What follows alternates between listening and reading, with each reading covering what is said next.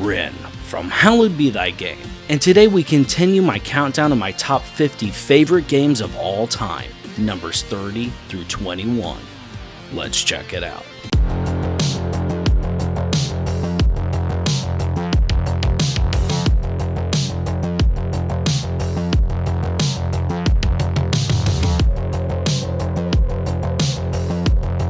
Thank you everyone for all the support on this top 50 countdown list. It has been so fun chatting with you all about these games, and be sure to share your 50 favorites down in the comments. I definitely look forward to reading them, and with that, let's get to number 30. Castlevania Symphony of the Night. What is man? God, this game is the very definition of a classic. This was honestly my first real deep understanding of what a Metroidvania was. I had played Metroids before, but I had always heard the term Metroidvania. I never played a Castlevania really before Symphony of the Night, and this just definitely opened me up to the possibility of not only running around and exploring, coming across barriers and having to find different items, but kind of introducing the RPG elements of this. This is honestly a timeless classic. If you are a fan of newer games like Metroid Dread or such like that, this game still holds up to this day. It's kind of like Super Metroid for me in that it is timeless. It's literally close to being a perfect game. It has that cheesy dialogue. It has the edgelord Alucard himself. God, I love him. I think mostly because I'm such a big fan of Vampire Hunter D, and there's a lot of similarities between Alucard and D, but this is honestly just a timeless classic. I love it. It is atmospheric, and the music is just straight up slapping. Check it out. Number 29, Demon's Souls. Well, we all know I am a big fan of the Soulsborne genre, and honestly, with the remake coming out on PS5, it was the perfect opportunity for me to experience the genesis of the Souls formula. Let me tell you, this game is just incredible. For me, I've always enjoyed the Dark Souls kind of template for slower, methodical combat, and I was unaware that it was essentially grounded in Demon's Souls. And I just really love that weighty form to combat. You know, I always really love strength builds, quality builds, but a faith build in Demon's Souls was just a joy to play on the channel. If you look back in some of my older live streams, I definitely streamed a lot of my New Game Plus run as strength build and then also as forming my faith build. It was just a lot of good fun. That Moonlight Greatsword is just, oh god, it bonks pretty hard. If you are new to the Souls games, I think this is a good place to start. I think it's the easiest of all the Souls games. There is a wealth of knowledge online. I say that a lot for a lot of these tough games, but you know, the mythos around games like SMT or Souls can bite a lot harder than the game itself. But if you're just willing to kind of take a step back and approach things differently or ask for help if you need it, then I think you're not going to have too hard a time with these games. They're very rewarding, and the Fashion Souls in Demon's Souls is excellent. A lot of iconic bosses here like Tower Knight or Flame Lurker. I had so much fun with this game. It was genuinely one of those games that was very depressing when I beat it because it was over. Absolutely one of my favorite action RPGs of all time, and I cannot recommend it enough to anyone who's playing Elden Ring right now and kind of wants to see where it all began. Number 28, Shin Megami Tensei 5. Definitely one of the most recent additions to my favorite 50 games of all time. Now, I have admitted in the past that I was not a fan of this game's story or the characters in it. I mean, Nahabina's design and all the mythos around it was really cool and all, but for me, its placement on my top 50 list has really no bearing on the story itself, but rather the combat and gameplay. This is a game I just love to pick up and play because to me it is the best turn-based combat system ever implemented as of right now. I think it is just has a lot of risk reward if you want, but it also has a lot of build diversity. Being able to craft and fashion your demon party members in this game is honestly the best in the entire series. As I've mentioned before, I really love SMT4 Apocalypse despite its story as well, but what these games really nail down is the gameplay. And at the end of the day, gameplay is king to me. I just think that for a game that you're going to be sinking maybe 50, 60, 80 hours in, you want to be having fun while you play it. And for me, SMT5 is just the zenith of the SMT combat formula. It's also a lot of fun in this game to just run around and explore.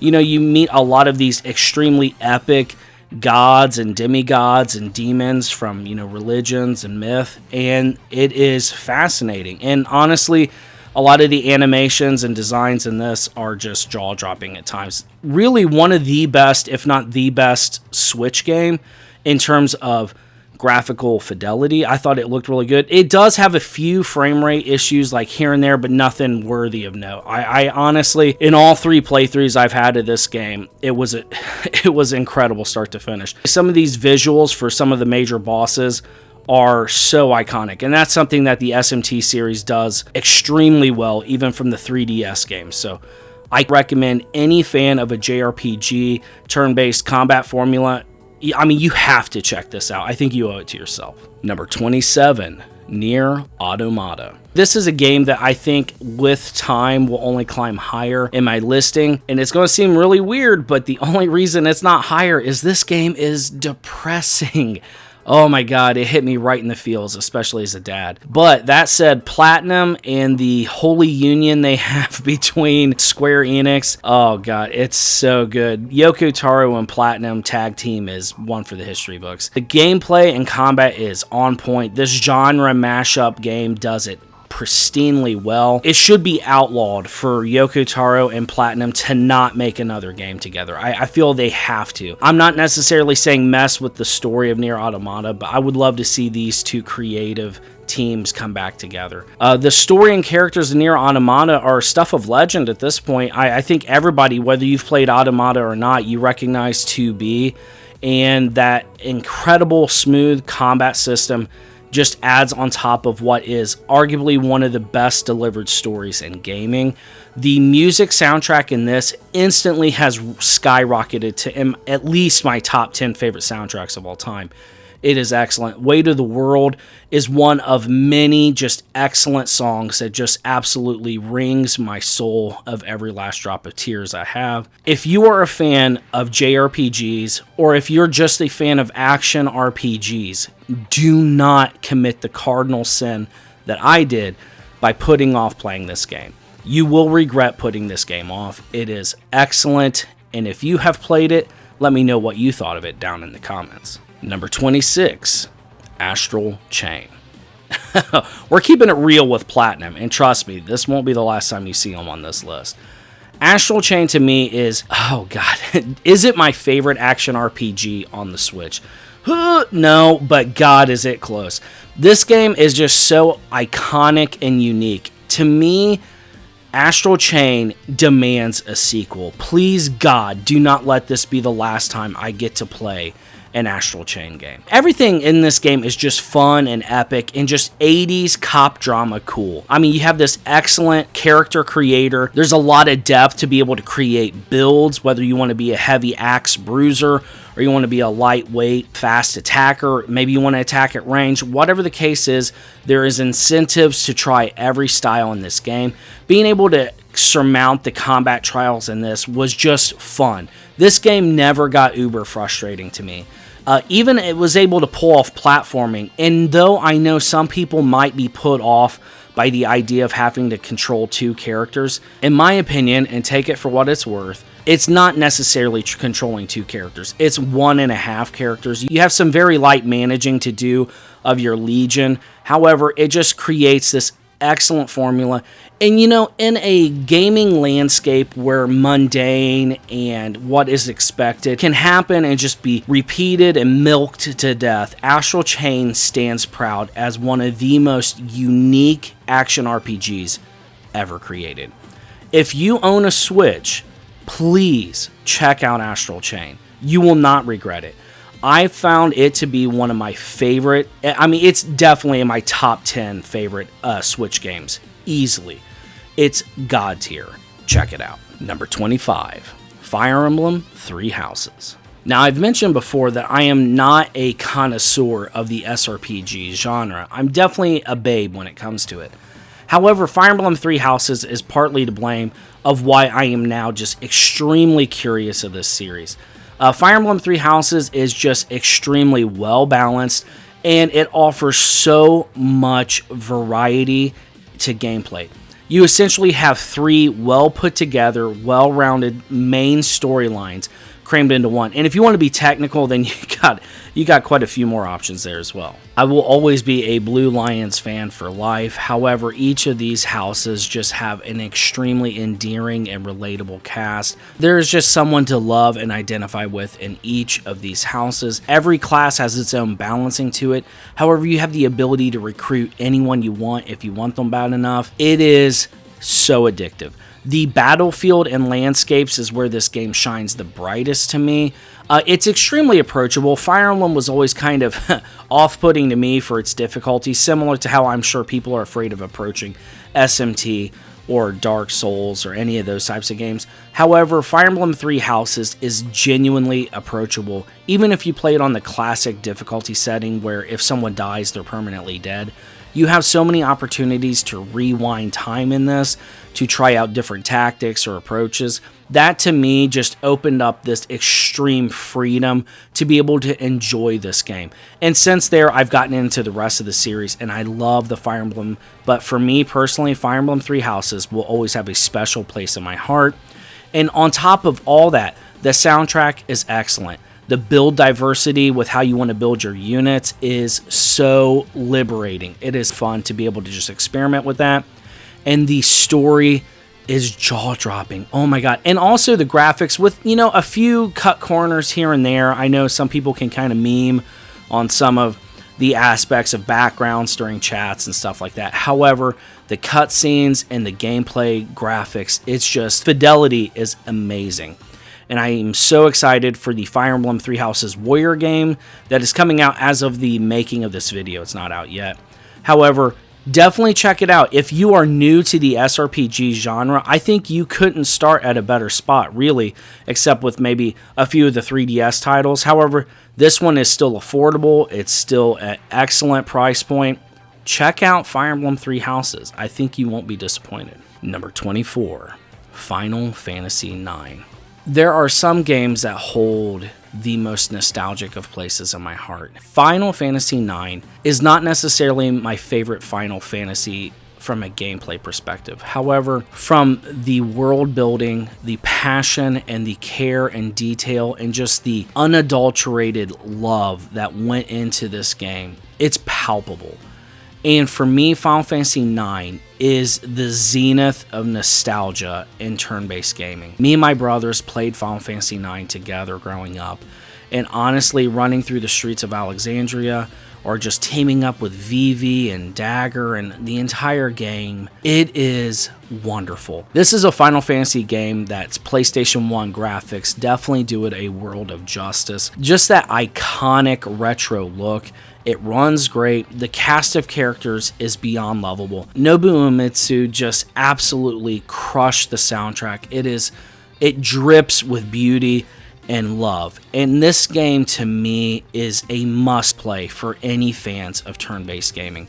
It is without a doubt one of the best. For a long time, I considered the most underrated Final Fantasy, but I'm starting to see a lot of people showing it the love and care and attention it deserves. I'm really hopeful for a proper remaster of this, or maybe a remake of some sort, to just be able to experience this timeless classic again. Number 23. Shin Megami Tensei Devil Survivor 2. I wasn't kidding when I said Devil Survivor 2 was my favorite SRPG of all time. This is a game that I really think can climb even higher as time goes on. This is a game I constantly want to come back to. Coming back to this game and picking it up is just a joy to play because the combat and gameplay is the top of the mountain for me. This combines the God tier press turn battle system in a very short burst window of combat gaming, mixed with just the ability to craft and shape your demon party members to a T. I love the ability to outfit your main party devil summoners with the ability to have passive buffs or just abilities to attack each specific encounter with whatever trial you may be facing. I loved all the cast members in this with the exception of one playable cast member. That said, I love this crew. The story is really good. It's not as dark and dreary or foreboding as the first Devil Survivor, but it still has extremely high stakes. I love the mood and setting, the artwork, the soundtrack. I love this game so much. For me, this is a must-own, must-play 3DS game. It's absolutely in my top 5 favorite 3DS games, and obviously, as you can see, it's in my top 30 favorite games of all time. And I think one of the things that kind of made me nervous about playing this game, because I always heard the Devil Survivor games were extremely hard. However, with the Demon Auction system and the ability to farm at will and be able to put together your team member, you're never going to be at a point in the game where you've shot yourself in the foot and you can't surmount the trial or challenge that's ahead of you. Could you make it a lot easier on yourself if you knew things beforehand? Sure. However, with the ability to just kind of redo stages or such like that, or be able to farm, it is an excellent game. And even though it is challenging and that final boss for both Devil Survivor games is pretty tough, there's a wealth of resources online, and if you're ever wanting to chat about this game or have any questions about a trial you've come across, definitely hit me up in the comments. I'd love to chat about these games. Number 22, Resident Evil 2 Remake. Arguably one of the best remakes ever made. For me, this brought back my love for Resident Evil. I kind of got to a point after playing the Dead Space games to where Resident Evil 4 was kind of the last hurrah for fun I really had. Now, to be fair, I really haven't played Resident Evil 7 or any of those yet. However, Resident Evil 2 Remake just sucked me right back in because I freaking love the first Resident Evil 2. The remake has had the unique ability of being able to take modern day design choices and quality of life, yet still keeping the feel, the spirit, and the terror of the original. Exploring in this game is excellent, and I freaking loved how they handled the Mr. X mechanic. A lot of people got a little turned off by this. When I heard those footsteps coming, it created so many hilarious moments for me to where they will live forever. Me and my friend Danik still love chatting about this game.